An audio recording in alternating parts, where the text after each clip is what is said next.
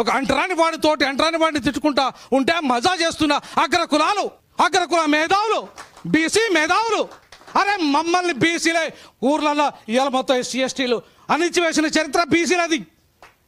నేను PhD SC ST atrocity act మీద చేశాను. అగ్రకులాలు మా మీద 10% చేస్తే 90% అట్రాసిటీ చేసింది బీసీలు. ఏ బీసీకి దళితుల గురించి మాట్లాడే నైతిక అర్హత లేదని చెప్తున్నా ఈ సందర్భంగా. మీరా మాకు నిధులు చెప్పేది? మమ్మల్ని అణిచివేస్తున్నా మీరు, మమ్మల్ని అంటరాని వారిగా చూస్తున్నా మీరు మా గురించి నిధులు చెప్పడానికి రావడానికి సిద్ధమైందా? ఛాలెంజ్ చేసి చెప్తున్నాను. ఇక్కడ బీసీ మేధావులు కూడా ఉన్నారు. అట్రాసిటీ యాక్ట్ ఇవాళ రెడ్లో వెనుక ఉండొచ్చు కాక, కమ్మోలు వెనుక ఉండొచ్చు కాక, అప్పర్ కాస్ట్ ఉండొచ్చు కాక, బట్ మా మీద అత్యాచారాలు చేస్తుంది, మమ్మల్ని గుళ్ళోకి రానివ్వకుంది ఎక్కువ శాతం బీసీలే. ఆ వాస్తవాలను కూడా ఒప్పుకోవాల్సి తీరాలని చెప్పేసి ఈ సందర్భంగా నేను తెలియజేస్తా ఉన్నాను బీసీ మేధావులకి. ఆ వాస్తవాలను ఒప్పుకోవాలని చెప్పేసి నేను అగ్రకుల మేధావులను కూడా విజ్ఞప్తి చేస్తూ ఉన్నాను.